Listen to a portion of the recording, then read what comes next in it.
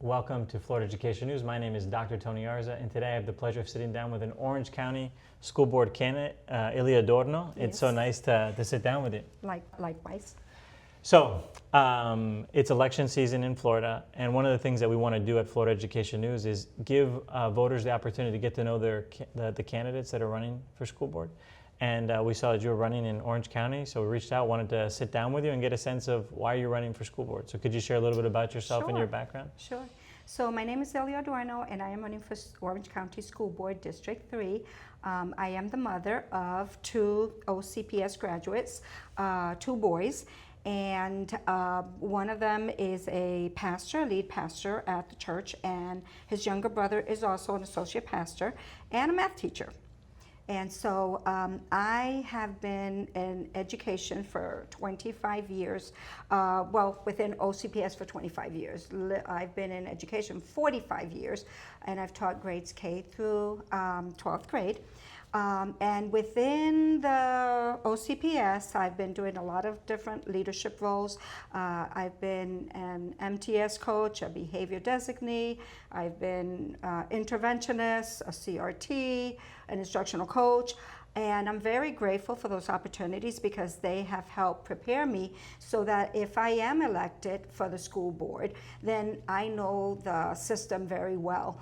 And just to explain what MTSS coach is, it's the person that's responsible for when students are struggling and we hear from the parents or from the teachers that they are concerned about their students, then we sit at the table with the educational team and we talk about what we can do to help support them. So I am the person who would give them an extra layer of intervention, which is called Tier 3, work with the students, collect data, graph it, and then we meet again and we decide whether those students will be able to qualify to get evaluated or not. So it's a very important step. And so how do you think that experience of being in the classroom and working with those students that need intervention, how does that prepare you for the school board? Well, it does because while I was working in all these roles and I was part of the admin team, working closely with teachers and with the administrative team and the principal, I have been able to see firsthand what works and what needs changing. What I think works is that MTSS process where we identify kids that need the special assistance and that we're able to get them evaluated if they need it. But what I feel that still needs a change is the support that they're giving. And I'm really concerned about that. Because what I saw when I was there was that after the students are evaluated and they need a specific program, well, they'll go to an ESC teacher, maybe 2 times a week, 3 times a week, and then they go back into the classroom. And what happens is in the classroom, then the teacher, the regular classroom teacher, is actually the one who's providing most of the support. And that's where teachers start telling me they feel overwhelmed. And as I've been campaigning, I've been hearing the hearts of teachers, ESC teachers, parents, and parents are like, well, they're not getting enough support. You know, this is not enough to help my child. I'll hear ESC teachers say, hey, no, this is, you know, I feel overwhelmed that I can't do it all. And just to give you an example, in one school, for example, they have 1,000 students, right? And so we have one ESC teacher for all these students, and she's working with K through 5. That's a lot. And they just feel like they can't always provide adequate support, okay? Not because they're not doing their job, but just because too many students. And then the teachers feel like, well, I have 20 kids in my class. How am I gonna provide all these accommodations? How am I really gonna be able to be effective? Yeah, so why, and you know, I'm just to kind of get, because it seems like you're emphasizing the importance of supporting teachers. Right. You mentioned some of the struggles and trying to alleviate some of these problems. As a school board member, like what specifically can you do? Is it just bringing that to that perspective to the board? What are some other ways that you can bring that wealth of knowledge that you have to the school board? Well, I think that it is the school board's responsibility to rise to the challenge. What's going on right now is that we know there are a lot of students with special needs, okay? We know that autism and ADHD is increasing. The number of students that are diagnosed is increasing. And the school board needs to rise to that challenge and provide the opportunities that these kids need in order to thrive. So we need to start getting strategic and creative and thinking of ways, well, how can we help these children? What do we need to do? Because clearly, and I've heard it from the parents and the teachers, we know that this is not enough. So what are we going to do to help them? Micro schools, maybe schools within schools. What about a special school for autism within a school? And see, the problem is that we're losing a lot of those children because parents are telling me, hey, my child, I had to take him out of public school because they were not, the program was not helping him. And so they start looking into other ways, alternative forms of education. Some of them put them in a private school. And private schools they know, because when the parents come in and say, woe is me, this is happening to me right now with my child. What can you do for me? We have private schools that are actually providing programs where they have self-contained classes, smaller classes where they can work with their special needs students and said, no, don't worry about it. We have this and we can provide. Because after all, remember too that they have the money. And they have all these programs. They have money for the kids to be able to get those needs met. And if it's not going to happen there, then they're going to go somewhere else. So we need to think about what can we do? Because this is not going to go away. It's only increasing every year.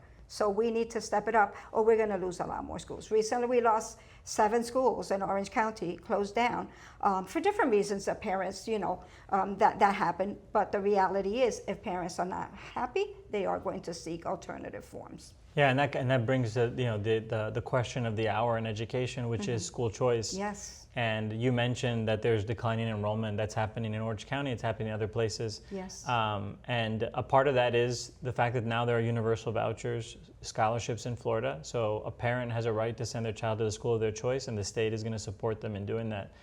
Some board members have been very vocal against that. They have been, calling out for more accountability. There are those that would recommend maybe deregulating traditional public schools. I'm just curious, where do you stand on the issue, and where do you stand on a parent's right to send their child to a school of their choice? Well, I am wholeheartedly supporting school choice because what I know is that, and parents have told me this, if the school system or the public schools cannot meet those needs, then my priority is my child. So I'm going to go somewhere where they are going to try to support him. And so that's why it's important to me. I myself am a grandmother to a little boy that has autism. And I know at his school, we couldn't put him in a mainstream classroom. It wasn't going to work for him. And the problem is that we need the differentiated instruction.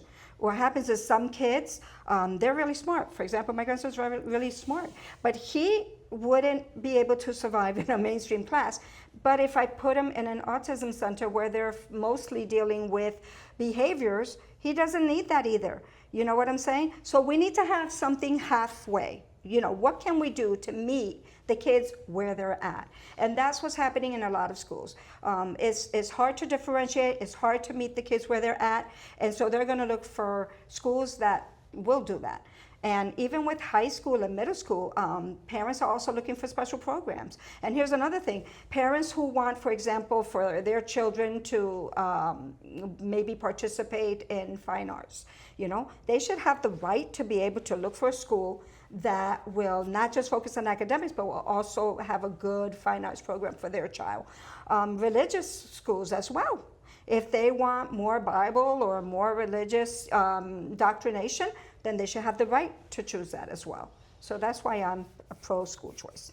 Yeah, no, and one of the big things that I see is that involving parents in their child's education is the first step, right? Oh, yes.